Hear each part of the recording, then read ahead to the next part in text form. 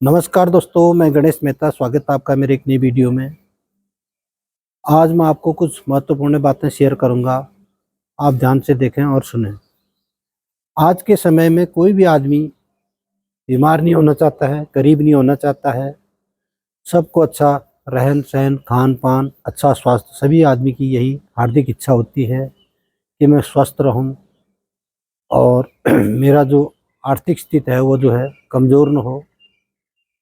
आर्थिक स्थिति भी जो हर एक आदमी सोचता है कि मेरा स्टैंडर्ड हो। तो ये दो चीज़ें तो आदमी सोचता है, परंतु इस पर जो है अमल नहीं करता है।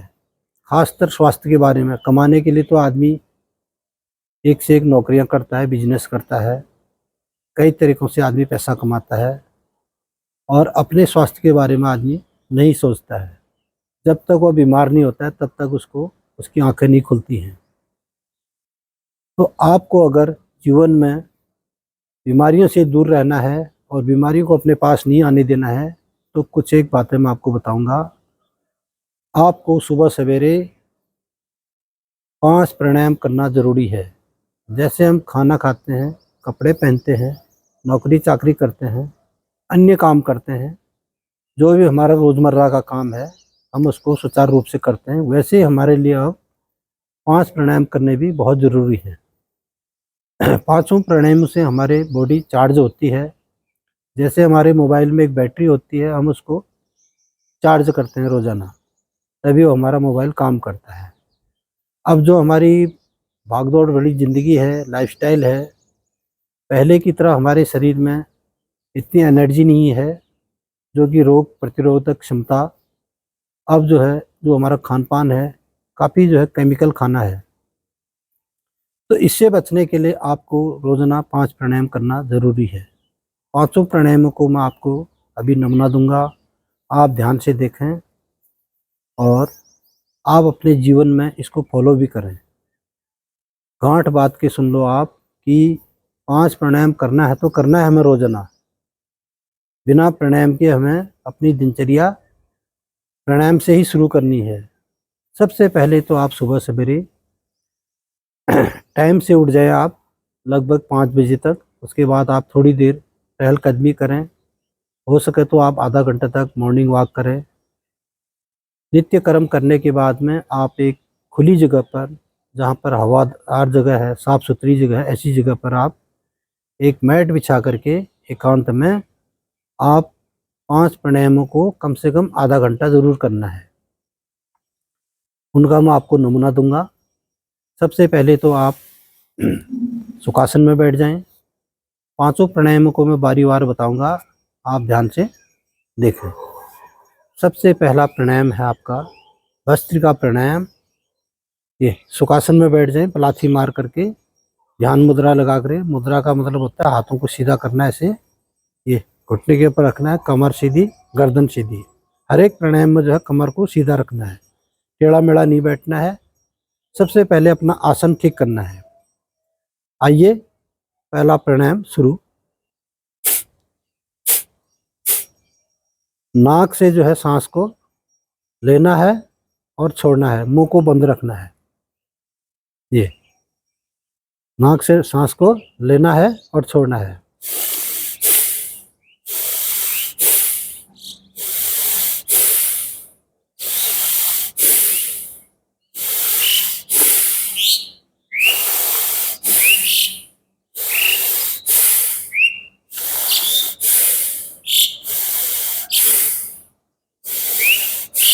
ये तो है धीरे, अगर इसको आप तेज करना है तो तेज भी कर सकते हैं।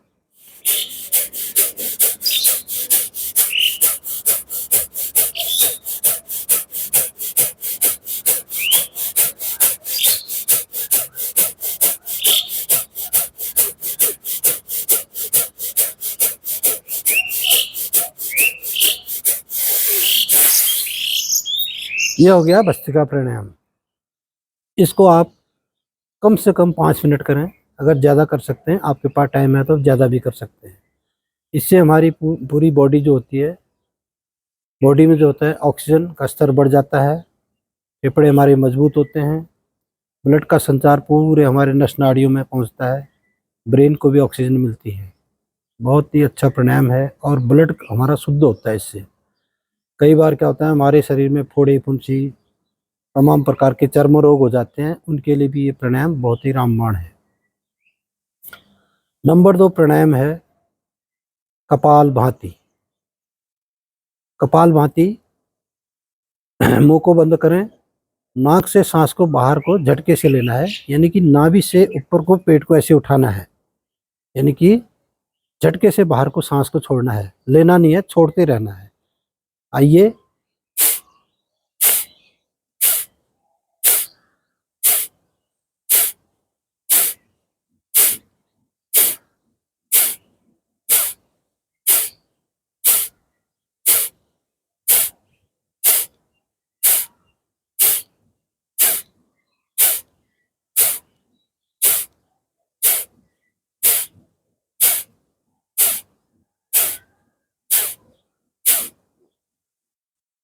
इसको बोलते हैं कपाल भाती। आप धीरे से करना है, अगर आप नए नए सीख रहे हैं तो आपको जो है थोड़े दिन दिक्कत होती है इसमें, और फिर आपको अभ्यास के तौर पर रोजाना करेंगे तो आपको कोई दिक्कत नहीं होगी।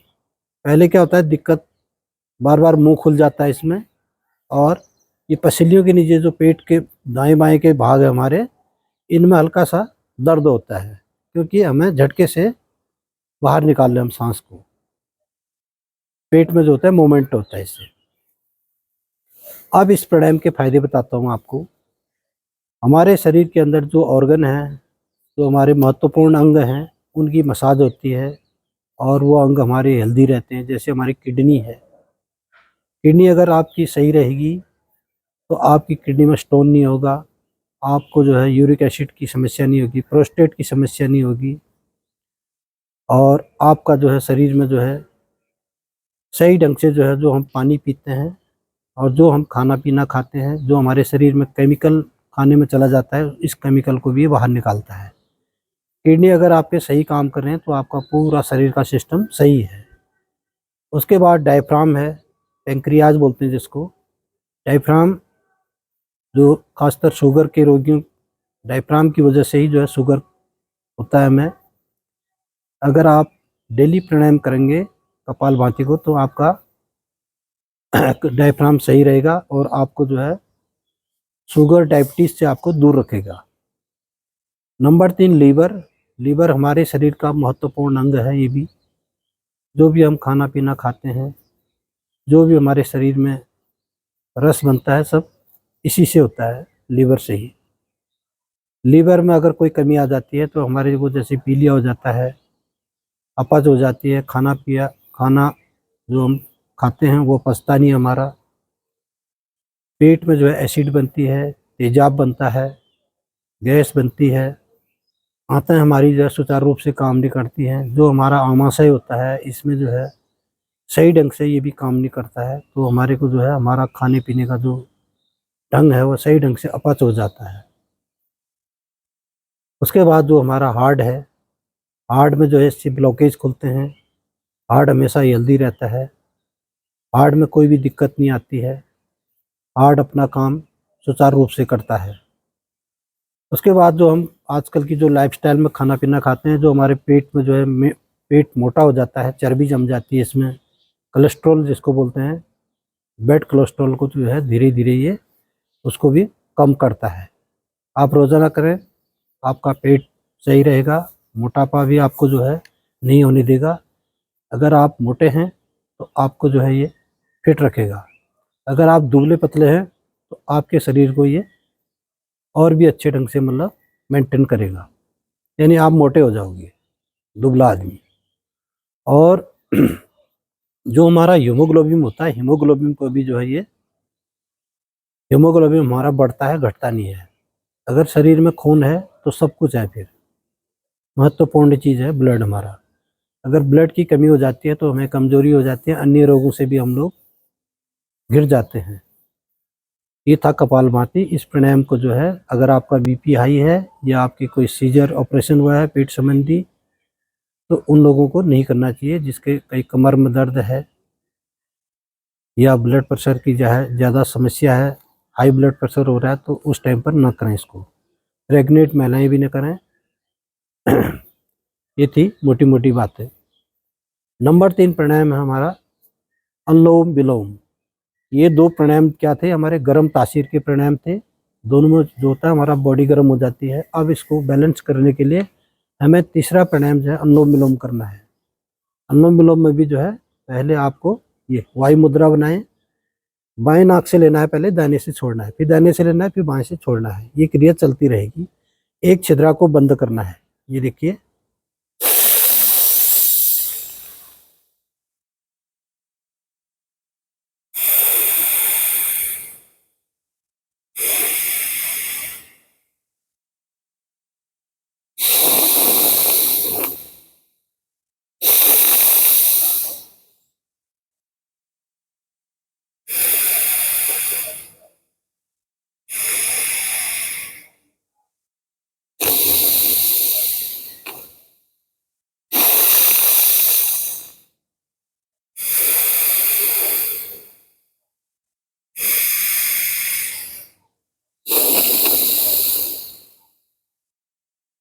ये था अनुलोम विलोम प्राणायाम।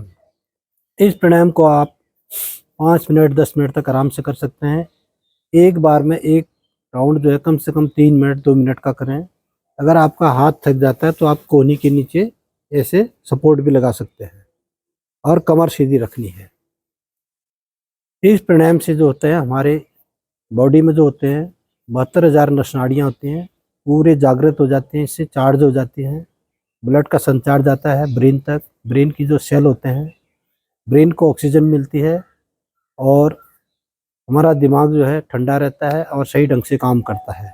दिमाग में गलत विचार, तनाव, डिप्रेशन और तरह तरह के जो है गुस्सा होना, चिड़चिड़ापन होना, आंखों के आगे अंधेरा होना, कई घातक बीमारियां होती हैं, दौरे आते हैं जिन लोगों को, और डायबिटीज़ वालों के लिए भी ये प्राणायाम बहुत ही अच्छा है। आँखों में अगर रोशनी कम है तो आपकी आँखों की रोशनी बढ़ती है इससे और हमारे पाचन क्रिया पर भी इससे बहुत अच्छा फर्क पड़ता है और हमारे हार्ट के लिए भी ये प्राणायाम बहुत ही अच्छा है। यानी कि इस प्राणायाम में सारे फायदे ही फायदे हैं, कोई नुकसान नहीं है। आप इन प्राणायामों को हमेशा सुबह सवेरे खाली पेट ही करें। आप कपालभाति को आप रात को सोने से पहले भी कर सकते हैं। अगर आपको अनिद्रा है, नींद नहीं आती है और नींद की समस्या है, टेंशन की समस्या है, आपके लिए प्राणायाम बहुत ही अच्छा है। जो विद्यार्थी पढ़ने लिखने में कमज़ोर होते हैं उनको ये रोजाना करना है और जब वो परीक्षा देने के लिए जाते हैं, इंटरव्यू देने के लिए जाते हैं तो उस टाइम पर भी इसको ज़रूरी करना है। बहुत ही ज़बरदस्त प्राणायाम है। नंबर 4 प्राणायाम है भ्रामरी प्राणायाम। भ्रामरी प्राणायाम में ये हमारे अंगूठे हैं, अंगूठे से कान को बंद करना है। पहली अंगुलियों को माथे के ऊपर रखना है, अन्य अंगुलियों को ऐसे नीचे को ये नॉर्मल रखना है। लंबा सांस लेना है नाक से और मुंह को बंद रखना है। ओम का उच्चारण करना है या भौरे की तरह गुनगुनाहट करना है।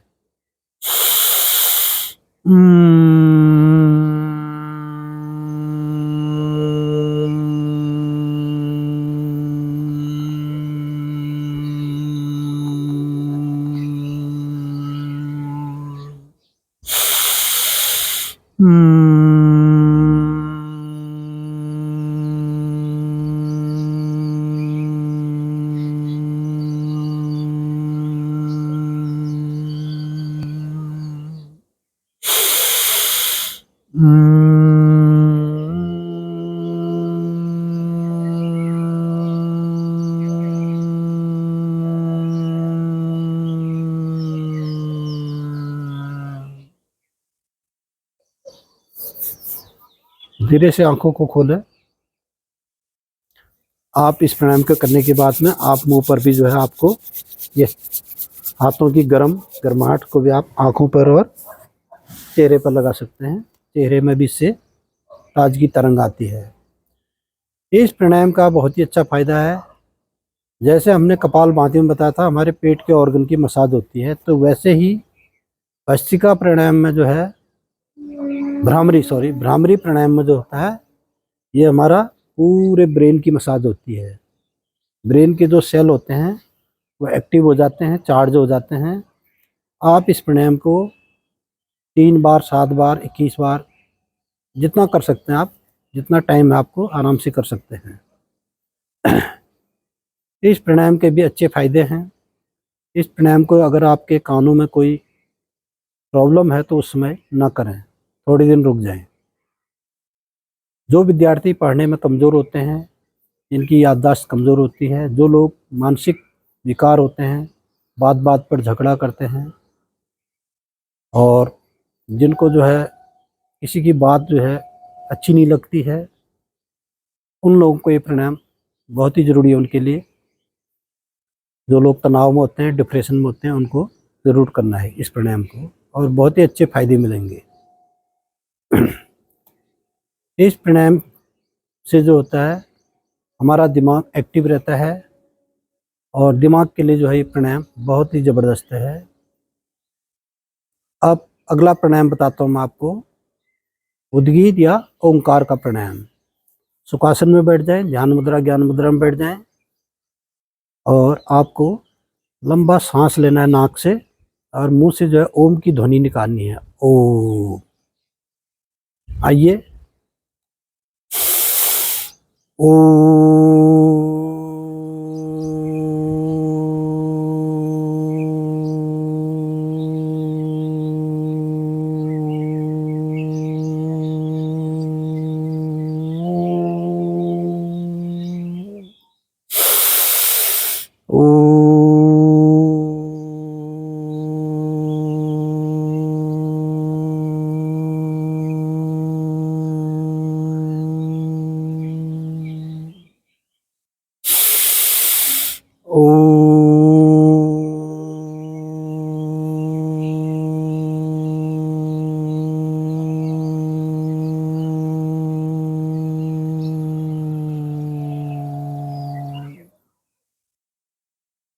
ये था आपका उद्गीत प्राणायाम या ओंकार का।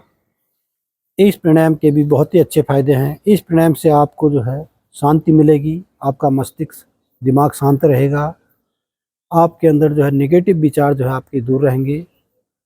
जो भी शरीर में आपके नेगेटिव विचार आते हैं, गलत सोचते हैं, वह सब दूर रहेगा, क्योंकि ओम का शब्द जो है बहुत ही पावरफुल शब्द है। आप हमारे वेद शास्त्रों में देख लें, देवी देवताओं के नाम के आगे देख लें, मंत्रोच्चारण में देख लें, कहीं पर भी जो है ओम का शब्द सबसे पहले आता है। ओम की महिमा ही न्यारी है। ओम जो है बहुत ही पावरफुल शब्द है। जो लोग मेडिटेशन करते हैं वो ओम का ही उच्चारण करते हैं। ये था ओंकार प्राणायाम। इस प्राणायाम के भी बहुत ही अच्छे फायदे हैं। आपका दिमाग ठंडा रहेगा, आपका जो है दूसरे के प्रति ईर्ष्या, जलन, दूसरे के बारे में गलत सोचना, ये सब दूर रहेगा। जिन लोगों को इधर उधर एक दूसरे की बातें करने की, चुगली करने की आदत होती है, वो भी दूर होंगी। और आपका जो है जिस भी धर्म से आप बिलोंग करते हैं, आपके अपने धर्म में जो है आपकी जो है आस्था रहेगी, ईश्वर के प्रति भी जो है आपकी आस्था रहेगी। ये था ओंकार प्राणायाम। तो दोस्तों वीडियो लंबी हो रही है, और मैंने आपको 500 प्राणायामों के बारे में बता दिया है। आप हमारी पहले वाली वीडियो पर भी देख सकते हैं 500 प्राणायामों को, क्योंकि हम अगर एक प्राणायाम को 5-5 मिनट तक करें तो काफ़ी टाइम हो जाता है, फिर इतनी लंबी वीडियो देखने का किसी के पास टाइम नहीं है। आपको वीडियो हमारी कैसी लगी? अगर अच्छी लगी तो वीडियो को लाइक करें, कमेंट करें। अगर नए हैं तो सब्सक्राइबर करें, ताकि हमारे आने वाली वीडियो आपके पास पहुंच सके, और आपको और आपके परिवार को इन 5 प्राणायामों से दिन दुगनी रात चौगुनी फ़ायदा मिले। आप स्वस्थ रहें, मस्त रहें, व्यस्त रहें। कर्म करता जा, फल की इच्छा मत कर, ये गीता में कहा गया है। धन्यवाद। जय देवभूमि, जय उत्तराखंड। नमस्कार।